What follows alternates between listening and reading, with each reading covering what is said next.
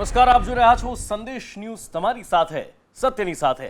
આજનો એજન્ડા સાથે હું છું નુપુર। નમસ્કાર, આજનો એજન્ડા સાથે હું છું દેવાંશી। આજનો એજન્ડાની શરૂઆતમાં તમને એક અવાજ સંભળાવવો છે। આ અવાજમાં પીડા છે, આ અવાજમાં વ્યથા છે, આ અવાજમાં કરુણા છે, પણ સૌથી મોટી વાત એ છે કે આ અવાજમાં આક્રોશ છે અને આ આક્રોશ ગુજરાતની દરેક સામાન્ય જનતાનો છે, જે દરેક ચાર રસ્તે પોલીસની જે દાદાગીરી છે એનો શિકાર બને છે। આ અવાજમાં એક મહિલા બોલે છે, એક માં બોલે છે અને એ આપણા રાજ્યના કાનૂન મંત્રી રાજેન્દ્ર ત્રિવેદીને સવાલ કરે છે, આપણી સરકારને સવાલ કરે છે, કાનૂન વ્યવસ્થાને સવાલ કરે છે કે તમારા નિયમો દરેક માટે સરખા કેમ નથી। રેલી નીકળી હતી રાજેન્દ્ર ત્રિવેદીની જન આશીર્વાદ યાત્રા અને ત્યાંથી પસાર થતી એક મહિલાએ જે સવાલ કર્યા છે, સૌથી પહેલા એ સવાલ સાંભળી લઈએ।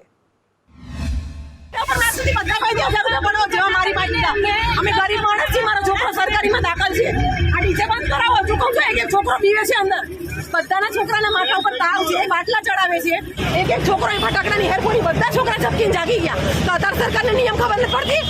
લગ્નને જુલુસ કાઢે, ગણપતિમાં બધા ડીજે પાડ્યા હતા, તો હવે સરકારનું કામ હતા બધા ડીજે કરતા। આ શબ્દો જ બધું કહી જાય છે, આમાં કંઈ વધારે કહેવાની જરૂર નથી, પણ હા સવાલો અનેક ઉઠે છે, કારણ કે સરકારી હોસ્પિટલ આગળ જો હોર્ન મારવાની પણ પરવાનગી નથી તો આ ડીજે ક્યાંથી વાગે ને એના કરતાં મોટો સવાલ એ થાય કે જ્યારે વરઘોડામાં તમે ડીજેની પરવાનગી નથી આપતા તો તમારી ચૂંટણી રેલીમાં આ ડીજે કેવી રીતે વાગી શકે। સામાન્ય માણસ જો માસ્ક નથી પહેરતો તો 1000 રૂપિયાનો દંડ ફટકારવામાં આવે છે, પોલીસવાળા રસ્તાની વચ્ચે આવી જાય છે, વાહનો ઊભા રાખે છે, ક્યારેક માણસ પડી જાય એ રીતે વાહન ઊભા રાખીને દાદાગીરીથી દંડ વસૂલાય છે। પણ જ્યારે મંત્રીઓ નીકળે, સત્તાધારી પક્ષના લોકો નીકળે, રાજનેતાઓ નીકળે ત્યારે આ બધા નિયમો ક્યાં હવા થઈ જાય છે? આ સવાલ જનતા પૂછી રહી છે, આ સવાલ જનતાના મનમાં તો ક્યારનો ઘોળાતો હતો, પણ આજે દેવાંશી આ વિડીયો સ્વરૂપે સામે આવ્યો છે। આ આક્રોશ છે, કારણ કે સંવેદનાની બહુ વાતો થઈ, લોકો માટે કામ કરવાની બહુ વાતો થઈ, નિયમો બધા માટે સરખા રાખવાની બહુ વાતો થઈ, પણ જે ફરક છે એ સ્પષ્ટપણે દેખાઈને આજે સામે આવ્યો છે। અને આ શરમની વાત એટલા માટે છે કારણ કે આ રાજ્યના કાનૂન મંત્રીની રેલી છે અને આ રેલી કાનૂનની જાણે નીકળી રહી છે। આ પીડા છે એ મહિલા એટલા ગુસ્સા સાથે બોલી રહી છે કારણ કે એનું બાળક ત્યાં હોસ્પિટલમાં સૂતું છે, એને તાવ આવે છે, બધા જ બાળકો એ રીતે સૂતા હોય ને પછી ત્યાં ડીજેના તાલ સાથે રાજ્યના મંત્રીનો વરઘોડો જ્યારે નીકળે ત્યારે એ સવાલ કરશે ને કે મારી પાસે 5 મિનિટ પહેલા 1000નો દંડ લેવાયો હતો તો અહીંયા કોઈએ માસ્ક નથી પહેર્યા, એમની પાસે કેમ દંડ નથી લેવાતો? વડોદરાની પોલીસને આ સવાલ છે, વડોદરાની પોલીસની સાથે ગુજરાતની પોલીસને સવાલ છે, કાનૂન વ્યવસ્થાને સવાલ છે, પણ કોઈ જ કંઈ નથી કરવાનું। જેના હાથમાં કાનૂન છે તો આમ સરેઆમ ધજિયા ઉડાવે છે। અને સૌથી શરમની વાત નુપુર આખી ઘટનામાં એ હતી કે મહિલાએ જ્યારે આક્રોશ વ્યક્ત કર્યો, એ ગુસ્સે થઈને પોતાની વ્યથા વ્યક્ત કરી રહી હતી, ત્યારે ભારતીય જનતા પાર્ટીના કાર્યકર્તાઓ જે રેલીમાં નીકળ્યા હતા, ઉત્સાહમાં નહીં ઉન્માદમાં હતા, એમણે જોરથી નારા લગાવવા માંડ્યા। એમણે નારા લગાવ્યા હતા ભારત માતા કી જય। સામે જ એક ભારત માતા ઊભી હતી, એ સવાલ કરી રહી હતી એમને, પણ એમની પાસે જવાબ નહોતો। પણ ખેર, આ દરરોજની વાત છે અને એટલે જ અન્ય પીડાઓ પણ બતાવવી છે। સામાન્ય માણસની પીડાઓ જ્યારે સરકાર સમજે જ નહીં ત્યારે જ આ સ્થિતિનું નિર્માણ થાય અને અત્યારે સૌથી મોટી પીડા મોંઘવારી બની છે। પેટ્રોલ ડીઝલના ભાવ લોકોના જીવનમાં ખૂબ મોટો પડકાર બની રહ્યા છે અને હવે તો સીએનજીના ભાવમાં પણ ભાવ વધારો એટલે કે ધરખમ વધારો થયો છે। ત્યારે જનતા પૂછે છે, સાહેબ અમે જઈએ તો જઈએ ક્યાં? सैया तो खूब ही कमाल महंगाई डायन खाए जात सखी सैया तो खूब ही कमाल महंगाई डायन खाए जात। દરરોજ બોમ્બની માફક પડે સવાર અને રોજ એ જ કચ્ચરઘાણ ઘટના નીકળે। અને રમેશ પારેખે આને જે પણ અર્થમાં કહ્યું હોય, હકીકત એ છે કે મોંઘવારી નામની બીમારીએ માણસને ખોખલો કરી નાખ્યો છે અને હજુ પણ ખોખલો કરતી જાય છે। કોરોના કરતાં એ ઘાતક છે આ મહામારી। બસ કોરોનાની જેમ આ સીધી નથી ત્રાટકતી, ધીરે ધીરે પોતાની અસર બતાવે છે। મોંઘવારી આ શબ્દનું રાજનીતિમાં અત્યારે ભલે ખાસ ઔચિત્ય ન રહ્યું હોય, સામાન્ય માણસના જીવન પર આની મોટી અસર થાય છે। કોઈ બોલે કે ન બોલે, ક્યાંય આંદોલન થાય કે ન થાય, વિપક્ષ રસ્તા પર નીકળે કે ન નીકળે, સામાન્ય માણસના મન, મગજ, ખિસ્સા દરેક પર મોંઘવારીની અસર થઈ રહી છે। અને સૌથી વધારે અસર થઈ છે પેટ્રોલ ડીઝલના વધતા ભાવથી। લોકોની હાલત તો એટલી દયનીય છે કે જો એ કોઈ રસ્તો કાઢે તો એમાં પણ બાધા આવી જાય અને સરકાર કોઈ પણ રીતે માણસને એનું બજેટ સેટ જ નથી કરવા દેતી। પહેલા પેટ્રોલ મોંઘું લાગ્યું તો લોકોએ ડીઝલ કાર ખરીદી, ડીઝલ પણ મોંઘું થયું તો લોકોએ સીએનજી કીટ નખાવી અને હવે સીએનજીના ભાવ પણ વધારી દીધા। સામાન્ય માણસ સવાલ કરે છે કે જવું તો જવું ક્યાં? હવે દરેક જગ્યાએ તો ચાલતા નીકળી શકાય એમ નથી અને પેટ્રોલ, ડીઝલ, સીએનજી બધું જ મોંઘું થાય એટલે દેખીતી રીતે જ ટ્રાન્સપોર્ટ મોંઘું થઈ જવાનું અને ટ્રાન્સપોર્ટ મોંઘું થાય એટલે બધું જ મોંઘું થાય છે। ઓક્ટોબર મહિનાની શરૂઆત લોકો માટે આઘાત લઈને આવી છે। ગુજરાતમાં પેટ્રોલના ભાવ આસમાને પહોંચી ગયા છે। રાજ્યના 7 જિલ્લા એવા છે કે જ્યાં પેટ્રોલનો ભાવ 100 રૂપિયાને પાર છે। અરવલ્લીમાં પ્રતિ લીટરે પેટ્રોલનો ભાવ 100 રૂપિયા 15 પૈસા છે તો ભાવનગરમાં 100 રૂપિયા 54 પૈસા પ્રતિ લીટરનો ભાવ છે। બોટાદમાં પેટ્રોલનો ભાવ છે 100 રૂપિયા 23 પૈસા। ગીર સોમનાથમાં પેટ્રોલનો ભાવ છે 100 રૂપિયા 61 પૈસા। સુરેન્દ્રનગરમાં 100 રૂપિયા 11 પૈસા અને ડાંગમાં પેટ્રોલ છે 100 રૂપિયા 13 પૈસા। પેટ્રોલના ભાવ 100 રૂપિયાને પાર થઈ ગયા પણ છતાંય ક્યાંય કોઈ ઉચાટ નથી, ક્યાંય કોઈ વિરોધ નથી, પણ જે રસ્તા પર નથી દેખાતું એ લોકોના ચહેરા પર દેખાય છે।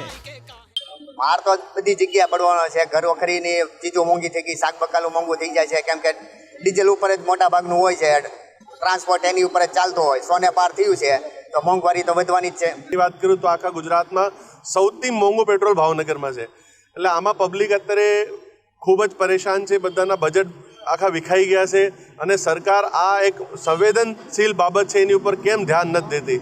કેમ કે એક ટાઈમ હતો જ્યારે ભાજપ વિરોધ પક્ષમાં હતું તો જ્યારે 10 પૈસા 20 પૈસાનો ભાવ ભરતો હતો તો રોડ ઉપર ગાડા લઈ લઈને નીકળતા હતા। આજે આ બધા નેતાઓ ક્યાં ખોવાઈ ગયા છે મારે એ જાણવું છે। પણ એ વિચાર કર્યો નથી। ભારત દેશનો મોટો તહેવાર દિવાળી આવવાનો છે। લોકોના મોઢા ઉપરથી લોકોનું નૂર ઉતરી ગયું છે। લોકોનું પરિવાર ચલાવવું ખૂબ મુશ્કેલી પડી રહ્યો છે। એમાં ખાસ કરીને પેટ્રોલ ડીઝલના ભાવના કારણે અન્ય મોંઘવારી પણ ખૂબ વધી રહી છે। ત્યારે લોકોને આજે જે સ્થિતિ છે એ ફક્ત ભગવાન જાણે છે અને પોતાના પરિવારનો મોભી જાણે છે। આ સરકારને પડી નથી ને। લોકો જ્યારે વ્યથિત થઈ જાય ત્યારે કોની પાસે જાય? સરકાર પાસે એમને આશા નથી રહી પણ આશા નિરાશાને પાર લોકોને હવે આદત થઈ જાય છે। પણ આ આદત ક્યાં સુધી રહેશે એ પણ સવાલ છે। માત્ર ને માત્ર રાષ્ટ્રવાદ કે સરહદ જેવા મુદ્દાઓના આધારે ક્યાં સુધી લોકો સહન કરતા રહેશે એ સૌથી મોટો સવાલ છે। હજુ કોઈ જ રાજ્ય સરકારો પેટ્રોલ ડીઝલને જીએસટી હેઠળ લાવવા તૈયાર નથી થઈ કારણ કે એનાથી એમના આર્થિક હિતો નથી જળવાતા। પણ નાગરિકના હિતોનું કેમ કોઈ નથી વિચારતું? વર્ષ 2019માં જે પેટ્રોલનો ભાવ 71 રૂપિયાની આસપાસ હતો એ આજે વર્ષ 2021માં 100 ને પાર થયો છે અને છેલ્લા 9 મહિનામાં આ ભાવ 19 રૂપિયા જેટલો વધ્યો છે। પણ જ્યારે સરકારને સવાલ કરાયો ત્યારે એમણે કોઈને કોઈ કારણ આપીને પાછલી સરકાર પર દોષનો ટોપલો ઢોળવાની કોશિશ કરી। તારીખ હતી 18 ફેબ્રુઆરી 2021 જ્યારે પ્રધાનમંત્રી બોલ્યા કે પાછલી સરકારોએ ઉર્જા આયાતની નિર્ભરતા પર ધ્યાન રાખ્યું હોત તો અત્યારે આવું ન થતું। 20 ફેબ્રુઆરી 2021 જ્યારે નાણામંત્રી નિર્મલા સીતારામણે કહ્યું કે આ તો ધર્મ સંકટ છે અને રાજ્યોએ આ રસ્તો કાઢવામાં મદદ કરવી પડશે। 22મી ફેબ્રુઆરી 2021 તત્કાલીન પેટ્રોલિયમ મંત્રી ધર્મેન્દ્ર પ્રધાને કહ્યું કે વિશ્વમાં કિંમતો વધી છે અને કોરોનાના કારણે આ ભાવ વધી રહ્યા છે। તો 5 માર્ચ 2021 આ જ નાણામંત્રીએ કહ્યું કે તેલની કિંમતો તો બજાર નક્કી કરી રહ્યું છે અને 23મી જૂન 2021 તત્કાલીન પેટ્રોલિયમ મંત્રી પ્રધાને જ કહ્યું હતું કે આ તો કોંગ્રેસના કારણે થઈ રહ્યું છે। ઓઇલ બોન્ડનું દેવું આ પક્ષ સરકાર પર છોડીને ગયો છે। સરકારમાં બેસેલા સૌથી જવાબદાર લોકોના નિવેદન જ ગોળ ફર્યા કરે છે। પાછલી સરકારો પર ઢોળી દેવાય છે પણ સવાલ એ જ રહે છે કે જવાબદાર કોઈ પણ હોય રસ્તો તો અત્યારની જ સરકારે શોધવાનો છે। જનતાને આમ 100 રૂપિયા લીટર પેટ્રોલના ભાવ તળે કેવી રીતે છોડી દેવાય? દેશભરની સરકારો પોતાના જ હિતને સર્વોપરી ગણે છે। એનું સૌથી મોટું ઉદાહરણ સીએનજીના ભાવ છે। નેચરલ ગેસની કિંમતોમાં વધારો થયો અને સીએનજીના ભાવ વધી ગયા છે। અદાણીમાં પહેલા 56 રૂપિયા 30 પૈસાએ જે સીએનજી ગેસ મળતો હતો એનો ભાવ હવે 58 રૂપિયા 86 પૈસા થયો અને ગુજરાત ગેસનો ભાવ 54 રૂપિયા 45 પૈસામાંથી 57 રૂપિયા 1 પૈસા થયો છે। તકલીફ તો પડે ને મોંઘવારીમાં। એક તો ધંધા પાણીના ઠેકાણા નહીં ને ભાવ વધારે। મુશ્કેલી તો પડવાની ને, ધંધા રોજગાર હોય ને એટલા અને આ ગેસના ભાવ આડેધડ વધતા જાય તો મોંઘવારી તો બધાને નડવાની। એક બાજુ ખાવાના તેલ આ બધા મોંઘા થયા છે તો મોંઘવારી તો નડવાની। ભાડું તો કેતે વધશે? પેસેન્જર ભાડું હાલવા તૈયાર થોડા થઈ જાય? એ તો કે વધે ઘટે પેટ્રોલના, એમાં ભાડા ના હોય ને। પબ્લિક તો ના સમજે ને એટલું બધું જલ્દી। હવે ગેસના ભાવમાં કઈ સરકારોને જવાબદાર માનીશું અને કયા આંતરરાષ્ટ્રીય બજારના કારણે આ સ્થિતિ થઈ છે? કારણ ચોખ્ખું છે કે વપરાશ વધ્યો તો સરકાર હવે કમાણી વધારવાનો રસ્તો શોધી રહી છે. થોડા થોડા રૂપિયા અને થોડા થોડા પૈસા કરીને પ્રાથમિક જરૂરિયાતની વસ્તુઓના ભાવ આજે આસમાનને આંબી ગયા છે અને સરકારો હજુ પણ જવાબદેહી નક્કી કરવામાંથી બહાર નથી આવી. આ સ્થિતિ જ સામાન્ય માણસ માટે વિકટ બની રહી છે. બ્યુરો રિપોર્ટ, સંદેશ ન્યૂઝ. દેશની સામે સરહદની સુરક્ષા અત્યારે ખૂબ મોટો પડકાર છે અને આર્મી ચીફ નરવણે લદ્દાખની સરહદ પર પહોંચ્યા હતા. સરહદ પર સેનાની સ્થિતિનું એમણે નિરીક્ષણ કર્યું અને ચીન સામે લડવાની નીતિનું વર્ણન કર્યું. ભારત અને ચીન સીમા પર સંઘર્ષ વધી રહ્યો છે અને આવનારા દિવસોમાં સ્થિતિ વણસી શકે છે. ચીન ભારતની સીમાની આસપાસ સતત સૈનિકોની તૈનાતી વધારી રહ્યું છે. જાણે કે ડિપ્લોમેટિક વાતચીતની ચીનને કોઈ જ અસર થતી નથી. પણ હવે ભારતે પણ પોતાની નીતિ બદલી છે. સરહદ પર સેના તૈનાતીની સામે સેના વધારાઈ રહી છે. હથિયારોની સામે હથિયારો તૈનાત કરાઈ રહ્યા છે. સરહદ પર ચીન બાંધકામ કરે છે તો ભારત પણ બાંધકામ પર જોર આપી રહ્યું છે. એક એક હરકત પર નજર રખાઈ રહી છે. પણ એક વાત નક્કી છે કે ચીન કંઈક અલગ જ દિશામાં અલગ જ પ્લાન સાથે કામ કરી રહ્યું છે. કારણ કે સીમા પર નવી એરફિલ્ડ બનાવવી, નવા ટ્રેક તૈયાર કરવા, નવી ટેન્ક તૈનાત કરવી અને રાત્રે પણ લડી શકાય એ રીતે સૈનિકોની તૈનાતી કરવી એ દર્શાવે છે કે ચીન કંઈક અલગ જ અને કંઈક મોટું કરવાનું પ્લાન કરી રહ્યું છે. એક એજન્સીના અહેવાલમાં કહેવાયું છે કે ચીનની મદદે પાકિસ્તાન પણ આવ્યું છે અને પાકિસ્તાનના ઉચ્ચ રેન્કના અધિકારીઓ પણ ભારત વિરુદ્ધ ચીનના આ ષડયંત્રમાં સામેલ થયા છે. પાકિસ્તાન અને ભારતની સીમા પર વારંવાર સંઘર્ષ થતો રહેતો હોય છે. પણ 1962 પછી 2020માં પહેલી વાર ચીન સામેની સીમા પર આપણે આટલું તણાવભર્યું વાતાવરણ જોઈ રહ્યા છીએ અને હવે ભારતને અનેક બાજુથી ઘેરવામાં ચીન અને પાકિસ્તાન સાથે આવ્યા છે અને ઉપરથી અફઘાનિસ્તાનમાં પણ તાલિબાનનું શાસન આવતા ભારત માટે ખતરો વધી રહ્યો છે. પણ ભારત હવે પોતાના ઇન્ટેલિજન્સની મદદથી સરહદ પરની સ્થિતિથી સંપૂર્ણ વાકેફ છે. થલ સેના પ્રમુખ મનોજ મુકુંદ નરવણેની 2 દિવસની લદ્દાખ સરહદની મુલાકાતમાંથી ભારતની સ્પષ્ટ રણનીતિ પણ ઉભરીને આવી છે. ભારત બને ત્યાં સુધી વાતચીતના માર્ગે જ આ સમસ્યાનું સમાધાન લાવવા ઈચ્છે છે અને આવતા અઠવાડિયે ફરી એકવાર ભારત અને ચીન વચ્ચે દ્વિપક્ષીય આર્મી સ્તરની વાતચીત થઈ શકે છે. The situation now over the last 6 months or so has been quite normal. As you're aware, the talks have been going on for more than a year now. We had the 12th round of talks last month and we are hopeful to have the 13th round of talks very soon, perhaps as soon as next week, that is the second week of October. Even when the talks had started, people were doubtful whether talks would resolve anything, but I'm of the firm opinion that we can resolve our differences through dialogue, and that is what has happened over the last few months. Bharat સ્થિતિ જાણે છે ને એટલે જ માત્ર વાતચીતના સહારે નથી પણ સરહદની સ્થિતિને જોતા સમાંતર ચાલવાની કોશિશમાં છે. આર્મી ચીફ મનોજ મુકુંદ નરવણેએ સ્પષ્ટ કહ્યું કે ભારત કોઈપણ સ્થિતિને પહોંચી વળવા તૈયાર છે. But we are regularly monitoring all their movements, and based on whatever inputs we get, we are also carrying out matching developments both in infrastructure as well in terms of the troops that are needed to counter any threat. So we are, I think, at the moment quite well poised to meet any eventuality.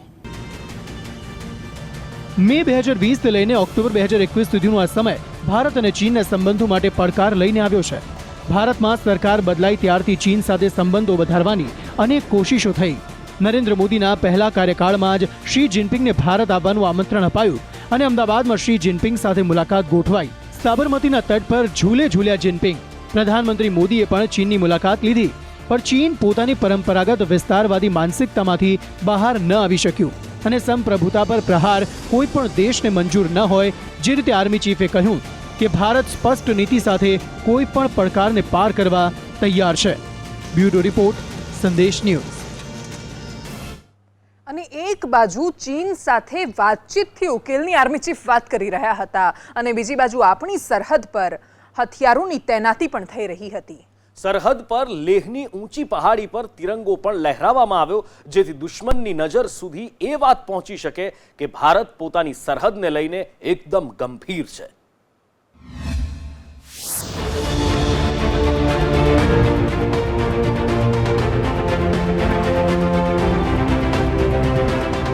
દેશની સરહદે ચીનની સામે તણાવની વચ્ચે લેહની ટોચ પર લહેરાયું દેશનું સર્વોચ્ચ સન્માન, લહેરાયો વિશાળ અદ્ભુત 1400 કિલોગ્રામનો રાષ્ટ્રધ્વજ, ગુંજ્યું રાષ્ટ્રગાન, ગુંજ્યા જય હિન્દના નારા, રાષ્ટ્રધ્વજના રંગોએ, રાષ્ટ્રગીતના સુરોએ ચીરી નાખ્યા ચીની ઈરાદાઓ. લદ્દાખની સરહદે દેશના આર્મી ચીફ મનોજ મુકુંદ નરવણે પહોંચ્યા હતા અને ત્યાં એમણે 1400 કિલોગ્રામના વજનવાળા આ તિરંગાને લહેરાવ્યો. લેહમાં સ્થિત એક ઊંચા પહાડ પર આ તિરંગો મૂકવામાં આવ્યો અને સૈનિકો એને લઈને પગપાળા પહાડ પર ચડ્યા હતા. આ ખાદીથી બનાવેલો તિરંગો છે. દુનિયાનો સૌથી વિશાળ આ રાષ્ટ્રધ્વજ છે, જે 37,500 સ્ક્વેર ફૂટને કવર કરે છે. આ સાથે જ લેહમાં સરહદે K9 વજ્ર હોવિત્ઝર ટેન્કને તૈનાત કરવામાં આવી. દુશ્મનો પર વજ્ર પ્રહાર કરી શકે તેવી આ ટેન્ક છે અને એટલે જ એનું નામ વજ્ર છે. જ્યાં એક બાજુ ચીન સરહદ પર હથિયારો તૈનાત કરી રહ્યું છે, ત્યારે ભારત માટે પણ જરૂરી છે પોતાના વિનાશક અને આધુનિક હથિયારો સરહદ પર રાખવામાં આવે અને એટલે જ ભારતે વજ્રને તૈનાત કરી છે. આટલી ઊંચાઈ પર કઠિન પરિસ્થિતિઓની વચ્ચે વજ્રને મુકાયા પછી એની પરીક્ષા હતી, પણ ભારતનું આ હથિયાર દુશ્મનોના દાંત ખાટા કરવા તૈયાર છે. 12,000 ફૂટ પર સેનાની તાકાત હવે તૈનાત થઈ ગઈ છે અને આ તાકાત 15 સેકન્ડમાં 3 ગોળાનો પ્રહાર કરી શકે છે. ઓટોમેટિક તોપની મારક ક્ષમતા 38 કિલોમીટરની છે અને શૂન્ય રેડિયસ પર ફરીને આ ટેન્ક વાર કરી શકે છે. 5 બખ્તરથી સુરક્ષિત સૈનિકો એમાં બેસી શકે છે.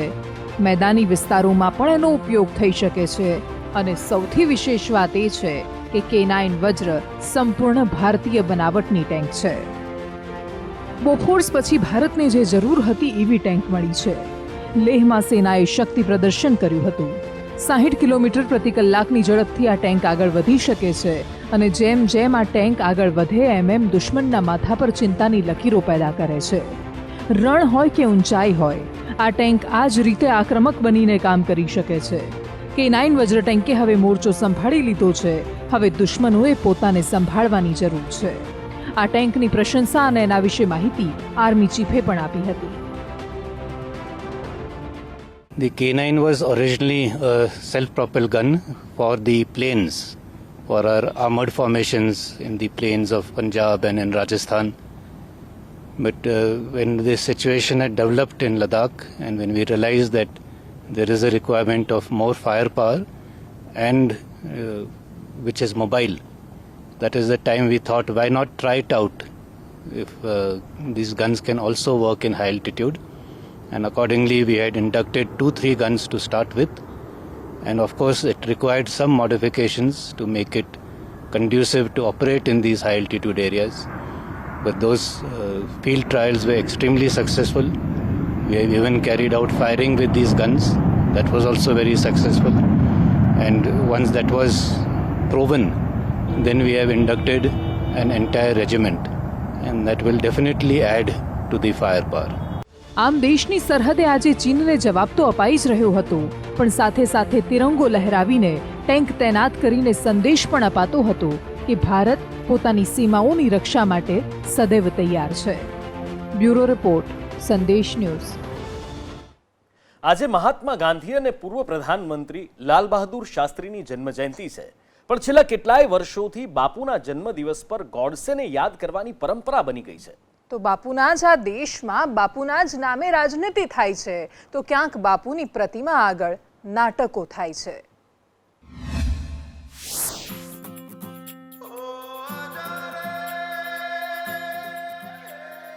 ગાંધી કોઈક એને આદર્શ માને છે, કોઈક એને સત્ય માને છે, કોઈક માટે અહિંસાનું ઉદાહરણ છે, તો કોઈક માટે દંભી વાણીઓ. પણ આ દેશની રાજનીતિ માટે ગાંધી સર્વસ્વ છે. કોઈક એમના નામનો ઉપયોગ કરે છે, તો કોઈક એમના હત્યારાને પ્રેમ કરે છે. પણ એક વાત તો નક્કી છે કે બધા જ આવું કરી શકે છે, કેમ કે આ દેશ આઝાદ છે. અને આ આઝાદીમાં 2 ઓક્ટોબર 1869 ગુજરાતના પોરબંદરમાં જન્મેલા એ મોહનદાસ કરમચંદ ગાંધી નામના મુઠ્ઠીભર હાડકાના બનેલા માણસનું કંઈક તો યોગદાન હતું.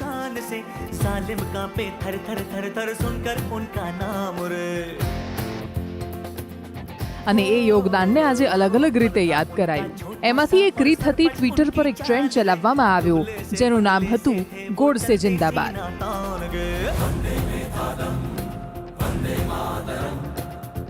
આ દર વર્ષની કહાની છે.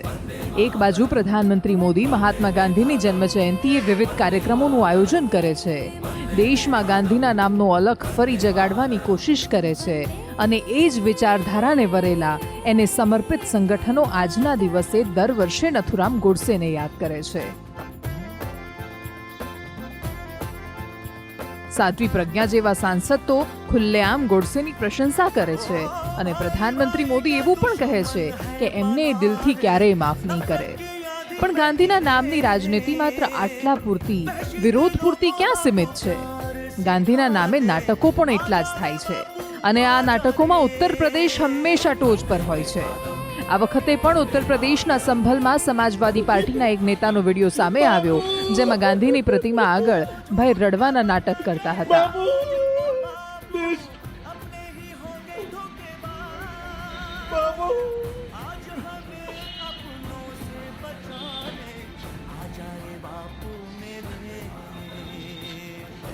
ગાંધીને આ દંભથી, આ નાટકોથી જ તો વાંધો હતો.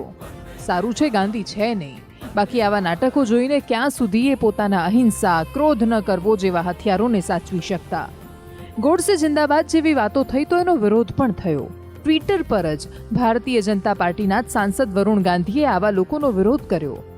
આજના દિવસે ગાંધીને જે વિવિધતાઓ સાથે યાદ કરવામાં આવે છે, આવી વિવિધતાઓથી જ બાપુ આ દેશને બચાવવા માંગતા હતા.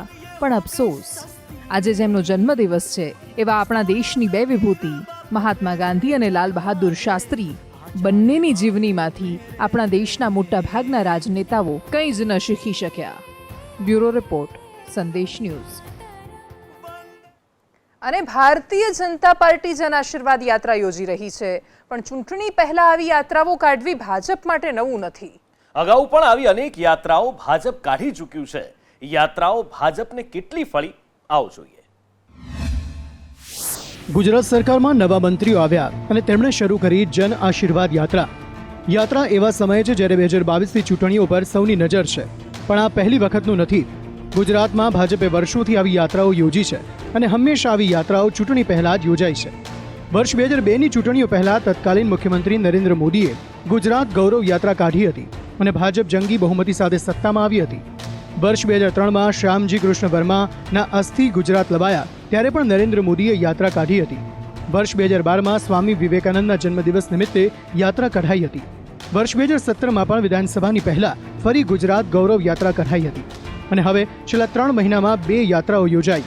પહેલી યાત્રા કેન્દ્રીય કેબિનેટમાં સ્થાન પામનાર 5 ગુજરાતી મંત્રીઓએ કાઢી અને હવે રાજ્યના તમામ 24 મંત્રીઓ અલગ અલગ જિલ્લામાં યાત્રાઓ કરી રહ્યા છે. શું અગાઉની જેમ ભાજપને આ યાત્રાઓ ફળી છે તેમ આ વખતે પણ આ યાત્રા ચૂંટણીમાં ફળશે ખરી? યાત્રાથી સત્તા સુધી પહોંચી શકાય છે અને સત્તામાં ટકી રહી શકાય છે. એ યાત્રા એમને ફળી છે એટલે જ્યારે જ્યારે ચૂંટણીઓ આવે છે એ પહેલાં યાત્રાઓ કરે છે એટલે એમને આ યાત્રાઓ છે બહુ અનુકૂળ પડે છે. યાત્રાની કોઈને સૂચના આપી દે એટલે યાત્રાના ખર્ચા બરચા એ જે તે આ લાભાન્વિત લોકો છે કરે છે. એટલે કુલ મળીને એમને જે આ યાત્રા છે એને કારણે સત્તા મેળવીને ટકાવવી માટે ઉપયોગી છે એટલે દર વખતે યાત્રાઓ કાઢે છે. જોકે તેની શરૂઆત માત્ર ગુજરાતથી નથી થઈ. સૌપ્રથમ લાલકૃષ્ણ અડવાણીની આગેવાનીમાં સોમનાથથી 1990માં રામ રથયાત્રા નીકળી અને ત્યારબાદ ભાજપની સ્થાપના અને લોકસભામાં ભાજપની બેઠકો વધવાની શરૂ થઈ. ત્યારબાદ 1991-92માં મુરલી મનોહર જોશીની આગેવાનીમાં એકતા યાત્રા નીકળી. સાથે સાથે લોકો કામ પણ બતાવે છે અને સરકાર કામ કરે છે. એટલે ટૂંકમાં યાત્રાથી પાર્ટીને ફાયદો છે, સરકારને ફાયદો છે અને પ્રજાને પણ ફાયદો છે. યાત્રાનો હેતુ જનસંપર્ક સાધવાનો, એ સંપર્કનો ઉપયોગ સત્તાની ખુરશી સુધી પહોંચવાનો હોય છે. પણ શું આ વખતે એ હેતુ સિદ્ધ થશે ખરો? હિરેન રાવલ, સંદેશ ન્યૂઝ, ગાંધીનગર.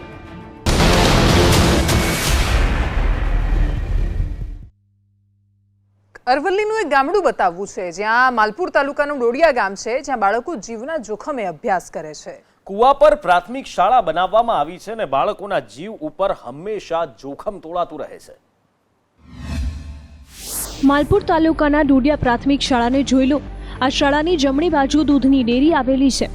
ડેરીની પાછળ એક 5 ફૂટનું નાળું છે. તેને અડીને જ સરકારી શાળાના ઓરડા છે.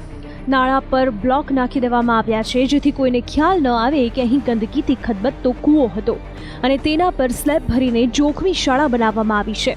પથ્થરોથી ઢાંકેલા ખાડ કૂવાને ખોલી 5 ફૂટના ખાડ કૂવામાં આડો વાંસ નાખ્યો તો 10 ફૂટ જેટલો વાંસ અંદર જતો રહ્યો. એટલે કે જ્યાં પ્રાથમિક શાળાના ઓરડા છે ત્યાં 10 ફૂટથી વધારે ઊંડો તો ખાડો છે. મોતના કૂવા પર વિદ્યાર્થીઓ અભ્યાસ કરી રહ્યા છે. નિશાળ આગળ બહુ મંદવાડ અને એવું છે, આરોગ્યને હાનિ થાય એવું બાળકોનું વાતાવરણ છે. તો તંત્ર તરફથી કોઈ ધ્યાન પર લેવાતું નથી. અમે કંઈ થાક્યા છીએ અને આજે આ ચેનલ દ્વારા હું જાણ કરું.